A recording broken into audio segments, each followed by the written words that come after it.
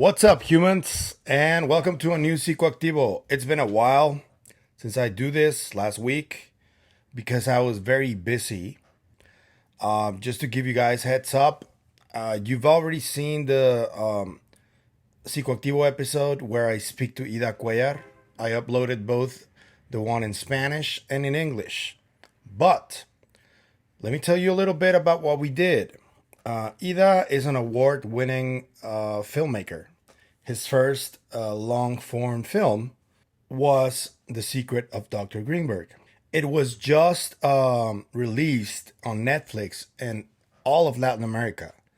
And it has remained on the top five of the most watched films in Mexico because Dr. Greenberg is Mexican and people are very interested in the topic there. The reason I covered this topic so profusely is because I believe that the English speaking scientific community needs to know more about Dr. Greenberg's work and his theory. Because I do believe that his theory about consciousness and about the experience of reality is arguably the most important and the most complete one. Because compared to other theories, he's actually the only scientist who's done field work and experiments trying to prove a lot of the concepts that he uses for his theory. So I do believe that speaking to people like Ida Cuéllar and Dr. Alex Gomez Marin is one of the best ways to try and put the message across for people who speak English.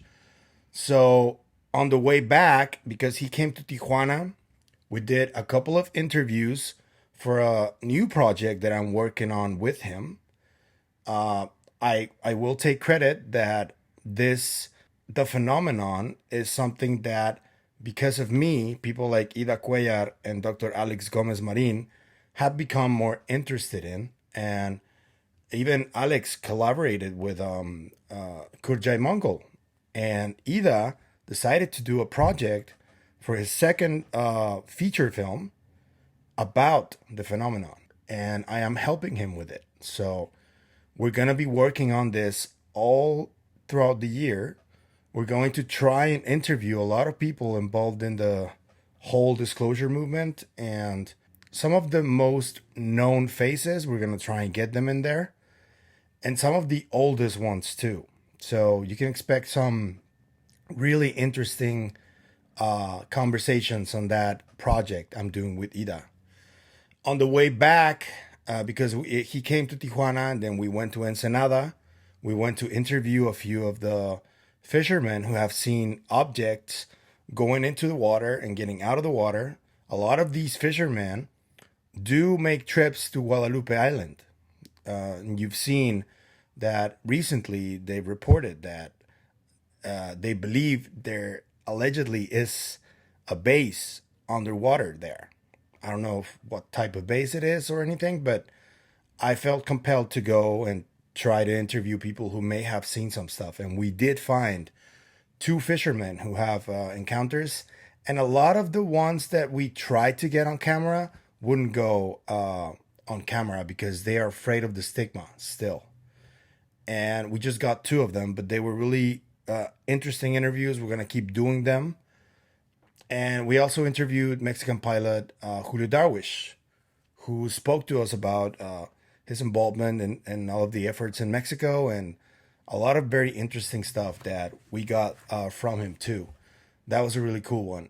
And it's going to be part of the film because we're going to do a bilingual film. A lot of stuff is going to be in Spanish. A lot of stuff is going to be in English.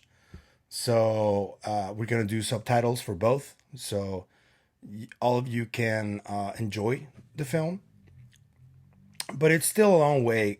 We still don't even know title or anything like that. This is early stages, so just letting you guys know. On the way back to Ensenada, Ida had the brilliant idea to do a different podcast, a new one, specifically just about Dr. Greenberg and his disappearance. And the episode is already almost complete, but we're not going to publish it until a few days from now.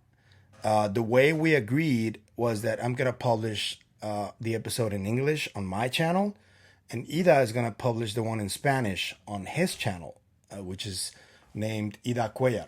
So you can expect that too. But we have to talk about a couple of things that happened over the last couple of days. The first one is gonna be George Knapp, journalist from Las Vegas. He was on the Good Trouble Show with Matt Ford to talk about the new show that is coming out on Netflix, Operation Alien, I think it is, or Investigation Alien. This show has a lot to do with the latest article from Michael Schellenberger about Immaculate Constellation. And I want to show you guys a clip of George Knapp talking about this, and also a little suggestion for people who like to send FOIA requests, the Freedom of Information Act. Apparently, there are a lot more programs that have this initial code name Immaculate attached to them, but the other name changes. So, all of you FOIA geniuses, go nuts.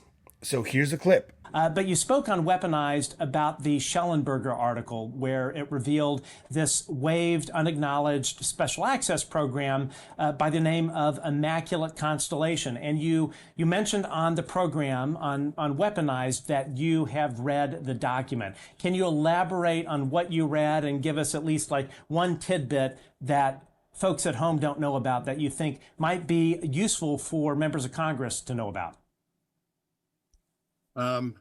I think that not everything in that document is completely accurate. I think it's a mixture of things that are real and not real.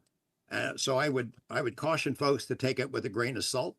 The people that I have spoken to who are really in a position to know were flabbergasted by some of these revelations. They think they should know about something like that if it existed, and I trust them to some degree. But so far, the guy who has made that information available is also, I think, possibly going to meet with people in Congress and is willing to go on the record. There are risks, I would say, to him and to other people in saying too much about it. I'm sorry I'm not being very much more helpful on it, but there's a lot of other information that comes with that document that could probably better make the case. I'm really not confident we're ever going to see somebody like that in front of Congress. There are risks. And in addition, although we know some people, in elected members and staff members who are working really hard to try to get to the bottom of this mystery, to share information with the public, to dig deeper into these programs, there are limits on what even members of Congress can do. Some of those limits come from within Congress itself, higher ups at these committees, people who call the shots. I applaud the people who've been pushing this ball down the field, even though some of them, I see it on UFO social media platforms. They hate them because they're not on their side of the political spectrum. We can't believe these guys because they're not our party. Right. Can't you just willing suspension of disbelief, suspend your political biases for a while if we all agree that trying to get to the bottom of the UFO mystery is a good thing, whether you're a Democrat or a Republican? And regarding the Immaculate Constellation program, a hint that I would put out to folks that are interested in FOIA is the parent Immaculate word is used in other programs. It's not housed in DOD. You need to go look under the NSC, and I think you may find a few things. So it's worth digging into. That is for sure. Yeah. That's interesting, right? So I think that we can safely assume that George Knapp is going to be releasing a lot of new information about this program, which even he thinks that not all of it is true. Because as you guys know, historically, there's a lot of truth in the false information that has been planted by various parts of the government in history. About the UFO topic. So this should be no different. So you guys, if we get a new information on it, presumably some of it is gonna come out on that new Netflix show that George Knapp has. I think I've seen him that he's very excited about it. He thinks that it's going to move the ball forward, as they say. I really sincerely hope so. On a different note, I've been speaking to George on email, and he told me that we can talk for Psicoactivo in early December. So I'm gonna try and get him on the show. He already said that he would. I hope he does. But that's it from that aspect. There's another part of this interview that I really found interesting about George Knapp visiting Skinwalker Ranch. As you guys know, there's a lot of people who have experienced some really unpleasant things after visiting or during their visit to Skinwalker Ranch. You guys know that Jesse Michaels famously smelled sulfur when he visited. It's on video. Then he claims that he went on to experience the worst month of his life. I don't know what happened to him, but George Knapp has a slightly different experience with Skinwalker Ranch. Here's the clip. What would you say was sort of the most bizarre experience that you had there yourself? I never saw anything weird. And I think after 7 or 8 trips there, we're sitting around under a tree with the caretakers of the property and Bigelow and me and a next door neighbor. And I just blurted something out that sounded weird. I said, of all these stories I've heard about weirdness and strange stuff and spooky, scary activity and things that go bump in the night, I have to admit that I feel really good when I come here. I'd never seen anything really truly strange, but I felt like I had my finger in an electric socket or something when I would get on that property. And a couple of the people who were there said, yeah, we feel the same way about it. So not everyone has bad experiences, but I interviewed so many people, people who'd worked on the ranch and spent a lot of time there, the NIDS people, neighboring ranchers, people in the community. And it became pretty clear that there'd been a wide range of really weird stuff for a very long time.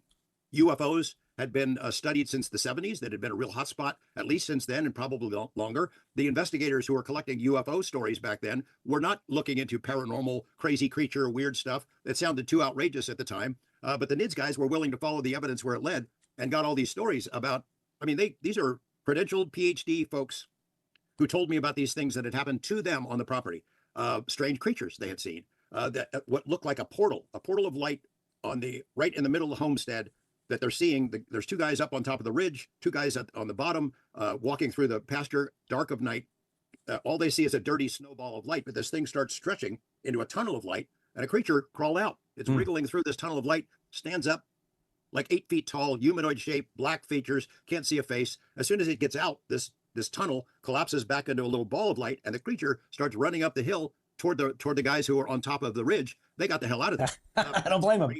That story is witnessed by some really credible people, really stuck with me. And then Colin Kelleher and Eric Davis are there. There had been some terrible mutilation incidents of these cattle right next to the ranch. Really bizarre instances. The rancher had lost something like 14 head, very expensive animals, and he was ready to give up.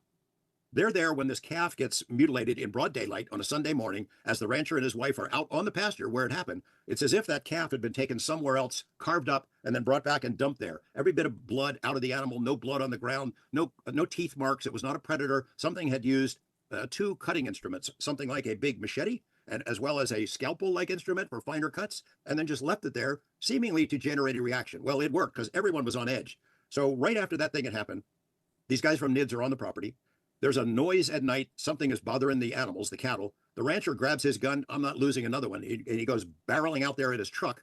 Colin and Eric follow at night. They're flashing a spotlight, and they got a camera rolling video. The rancher jumps out of his truck. He sees something at the bottom of a tree, a large black thing, like bigger and rounder than a bear, and takes a shot at it. And it goes poof, it goes away. And then there was something up in the tree with these giant yellowish eyes, like cat eyes, or maybe a dinosaur. He shoots at that.